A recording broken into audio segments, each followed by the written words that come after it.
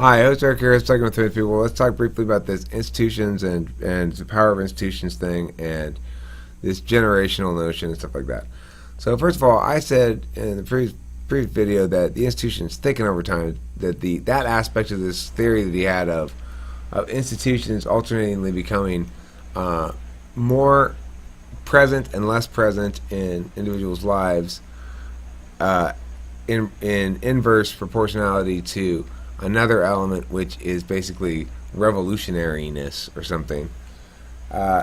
That aspect of the theory is inaccurate. It was my claim because even if it describes certain instances of change over society, the overall political institutions anyway only thicken over time, and that's going to require eventually a well, I guess maybe But that's there are the challenges. revolution. That's probably the next revolution after the genetic stuff. I mean, or maybe it's happening concurrently. Is is a political it's a political non-revolution. It's the ability of individuals to successfully withdraw from governance. They're just competing ideologies that are trying to grab the reins of government and their institutions. So it's whatever ideology is being manifested at the time. So each coming age has their own like spirit or ideas that classify them as a group. So the baby boomers, they were against the institution, the dropout. What was called that? Tune in, tune in, get high, drop out, or something. So the institutional power became very weak then, and then financial power grew out of that. So once there is That's not what tightening, happened. huh? That's not what happened. As a They were matter the of financial generation. That's what led up to the high of the 90s. Is that institutional power is deregulated. your link from the 60s to the It's out of 90s, deregulation that happened. your link from the 60s to the 90s doesn't. It's one generation that grew up through that entire period, though, that became that voting bloc. Okay. Well, your link's weak as fuck, dude. It's not a link, it's that there are times It's a where link. things happen and shift. You're describing a mechanism, and you're giving an example for that mechanism that directly contradicts the mechanism, and so you're How does it reaching directly for a contradict mechanism it? because this supposed destabilization of institutions in the 60s didn't lead to financial boom in the 70s. It led to financial recession It in the didn't lead to the 70s. financial boom, it led to the idea, the ideology, that freedom is the persevering or the thriving ideology, that freedom is the hegemon. And that Okay, but hegemony is listen, what allowed other financial institutions to listen, thrive. listen. What you're saying, this theory of yours, is not to be preferred at all from the much simpler explanation that where there is oppression and injustice, people react against it. And where That's a moral belief. That's not an institution, though. There are competing factors between what people think are moral and what institutions will do to counteract that. There are ethical forms of violence that directly, like, oppose to our inherent morality. okay, what first of all, let's step back and you assert a clear position that you're advocating that you think is Because you're distinct such an from absolutist. uh, okay. Step back a second, assert a clear position that you're actually advocating. All right, and That institutional power the institutional power thrives in crises, and that financial powers thrive in awakenings. do you have any way of delineating between a crisis and an awakening? Periods of time and wars. So whatever period of uh, the main stressors of society that are being resolved, or they're taking the most focus away from the middle-aged and adult generations. So, no? No, that is That's a distinction between crisis and awakening? I can't tell which is which. Tell me again. because you're not looking at it. You're not looking at You didn't answer the question is why. I asked you to describe the War. difference between wars. a Like crisis. World War II, the end of World War II was the end of the crisis. Okay. That was a major issue that All right. convulsed So, how all about societies into a certain belief or into a certain civic mindset. okay, all right. So listen. Is was the You're such a Gen Xer. are the rolling brownouts in my neighborhood? Are the rolling brownouts in Southern California? We're having some rolling brownouts. Occasionally, the power will go out for an hour or something. It hasn't happened to me, but we're having them. Is that a crisis? I mean, just because there are crises within the intermediate reactions of a society doesn't mean that's what catalyzes people to be focused around a certain ideal. That doesn't mean it's always paid attention to.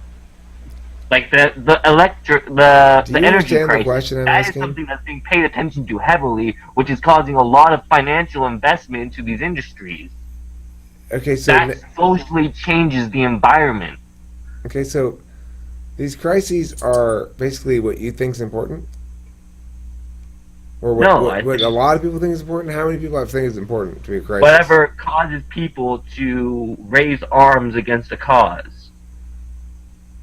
So it has to include. So anytime there's violence, you have a crisis. Whenever there's reactions. You're not saying anything. Yeah, I am. It's that whenever some people start taking their personal investments and focusing it on more broader, bigger pictures rather than the individual. So there are periods when individual thrives, and there are periods where social community thrives. So if you have a bunch of non-thriving individuals, how's the community thriving?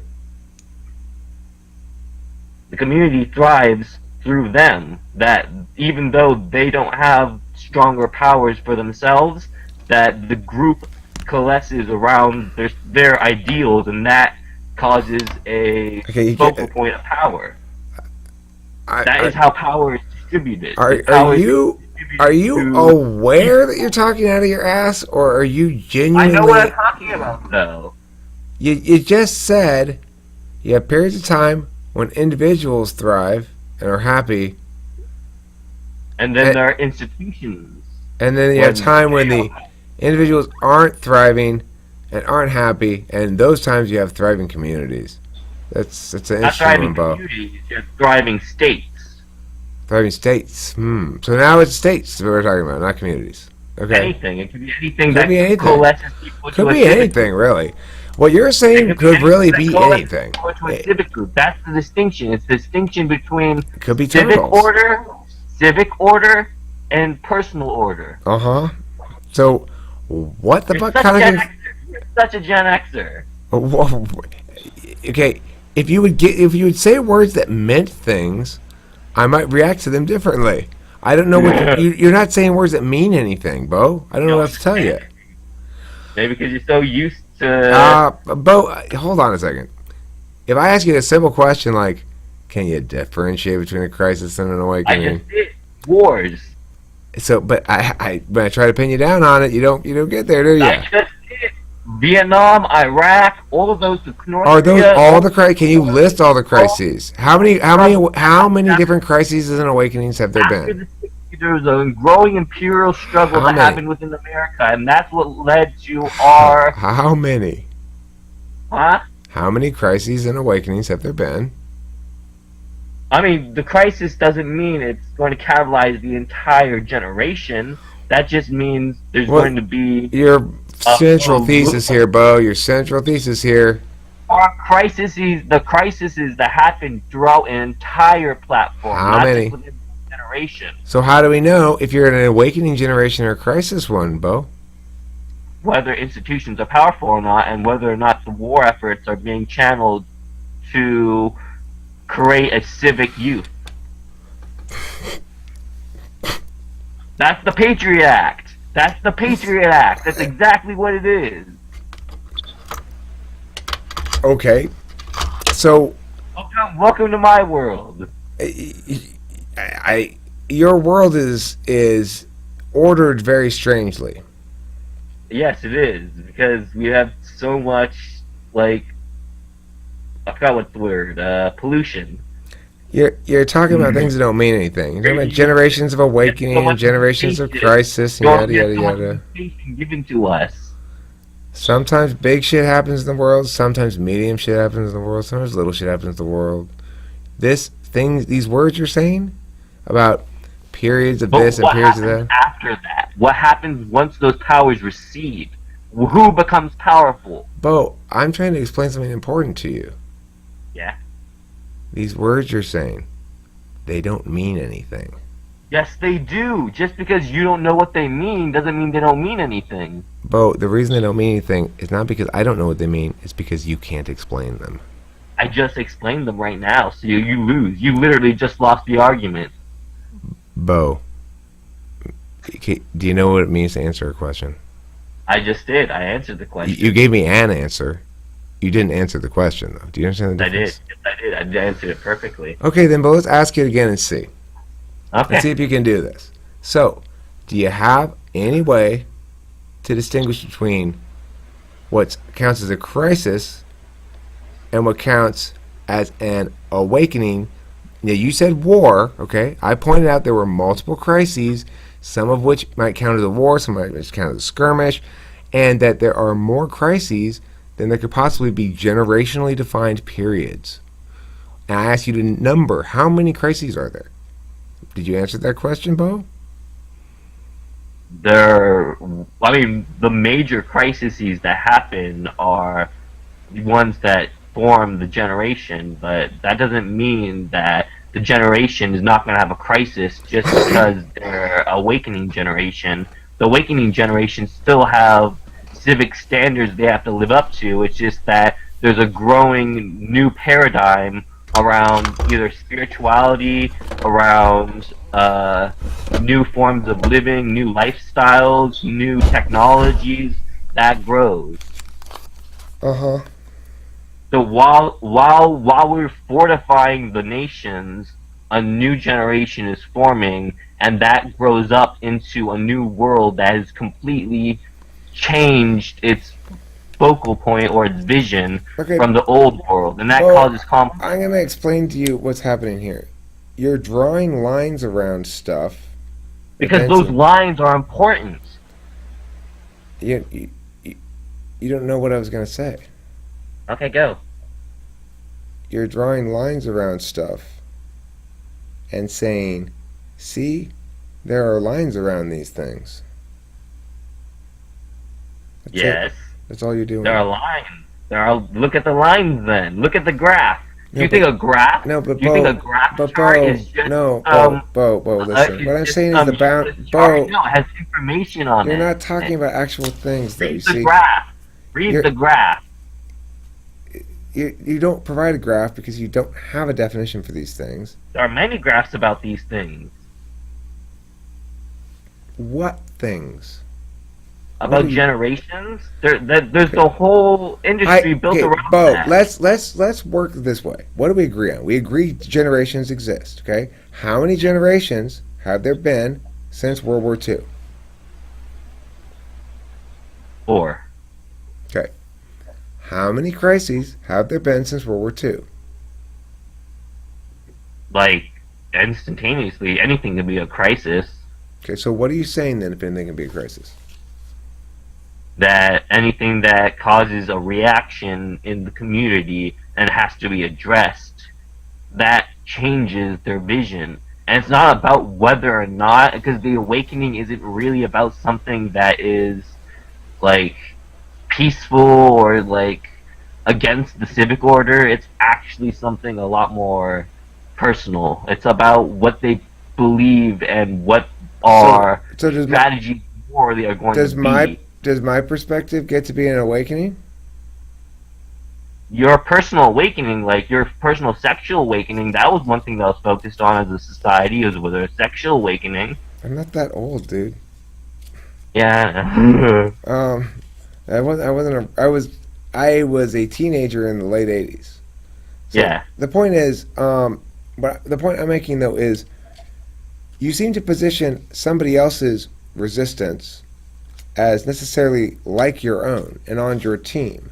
How do you deal with resistance that opposes yours? Would you consider that an awakening or a crisis? It depends if it's resolved or not.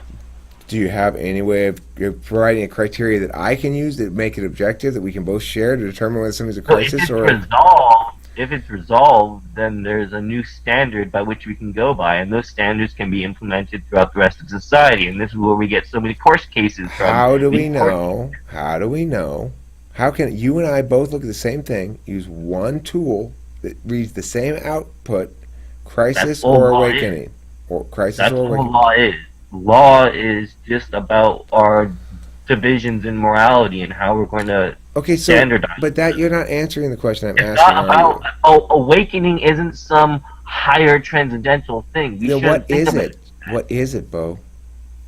It's social powers becoming dominant. How do you know when it's that and not a bunch of people getting mad about Trayvon Martin? Or is that the awakening? An awakening? Who's awakening? What about people That awakening? is an awakening. That is a part of an awakening. Okay, so if I then am part of the group that opposes, uh, that supports Zimmerman, and says, "Go Zimmerman, you did a great thing," is that an awakening? I mean, there are parts of history that are on the wrong side, of course, but they. That's an awakening too, real right? It's its own kind of Huh? awakening. That's an awakening too, though, right? What do you mean? How so? Well, it's a community reacting against an event. It's just I reacting think on the other side. It's how you don't like. it's not an awakening because it's reactionary, but I'm not saying Well, that's a why is it an awakening then when you are against because it's Zimmerman? reactionary. Not against. It's not trying to educate the populace, but trying to react against what someone is already doing. So is there any I position? Is there I don't any? deny that the racist white community has awakening. I think that they do have awakenings, and that deeply affects their community. Okay, how about But this? I don't. Is the police union's perspective on it an awakening? Because they have a strong perspective on it as well. Not everything is an awakening. So Why what does everything is? have to be What either is? awakening I'm or asking crisis? you what Why it can't is. You It's are not. premise. I am agreeing with you. Not everything is an awakening. Can you give me any single piece of input that would tell me Revolution. how I know whether it's an awakening or not? The consciousness revolution. That's not it. That's not an adjudicatory mechanism. Give me an adjudicatory The mechanism so I Great know. Awakening. What about the three great awakenings that happened in America? Okay, I'm There's asking you this literally question. periods of time called the Great Awakening. Okay, listen to me, Bo. Listen, please listen to the words and see if you can answer them. They literally have periods in time called the Great Awakening. I'm looking for a test. Here is a situation, Eric. How can you know if it's an awakening? Why, you apply this criterion, Eric. Moral challenges. So every time someone faces moral challenges, it's an awakening? Yes. Every time? Yes. Now, if in fact I'm really feeling Awakening- guilty about Awakening- shoplifting, if I'm really feeling guilty about shoplifting, am I engaged in a societal awakening or personal awakening? Your awakening does not need to be society's awakening. Okay, so how do I know which part of society is awakening and which part of society is the bad guy? There are no bad guys. So everyone's awakening. Well, what if my police union's awakening is in direct contrast with your Black Lives Matter awakening? That has nothing to do with it. Then they fight. Okay, so what are you saying? Nothing. That can lead to a crisis itself. Race wars can lead to a crisis. Well, gosh, it sounds like to me it's just an awakening party. When did crisis come into this? Everything's an Because awakening, when they're remember? fighting, Oh, so when they're just yelling at each other, it's an awakening? war is a crisis. Okay, so was the execution of War 5 is Dallas the police officers failure a of crisis? people to work out their Was the position. execution of the Dallas police officers a crisis? Huh? Was the execution of the cops in Dallas a crisis? You can say that was a moral crisis, sure, but I don't believe that's a actual societal crisis. Okay, so There how are can you tell the differences between difference? How poor can you efforts tell the difference? because whether or not it's enforced by institutions. I see. Okay, so if I'm working on behalf of an institution and I have strong beliefs, you already said the police union was engaged in an awakening. But now you're saying, in fact, if you're the police union, you're part of a crisis. They So can which be is it? both. They're Oh, they're both. congealing once Not another. both Congealing concurrently. into reforming So, themselves. They're so Bo, congealing. I will inform you one more time. You are not saying words that mean anything. No, they can congeal at different times. Do you even see my diagram? They could congeal at different times. So Like there could be my awakening for I someone, could crisis one day for be someone else. engaged in oppression on the part of the state that is part of a crisis. The next day, that crisis, because I am still engaged in the same behavior, somehow becomes an awakening. Because why? That can be completely true. Okay, so then what meaningful information have you given us? That there are highs and lows that exist within moral attitudes. For you personally or everyone? Anyone contributing to society. Across any particular time frame structure, or no longer are we going with that? Any time frame structure, but the way in which it happens in Western societies is at a like planned rate. It's Planned by whom? It's by a seculum. It's by a season. And so is there actually somebody planning anything, or no? Or are you just No, using it's plan about metaphorically? whether you follow the archetype or not. So you're predicting that this vague description of a historical progression that withstands no definitional scrutiny, that you're not actually saying anything meaningful, that this Oh my god! progression. You reject things because you don't understand them. Bo, listen.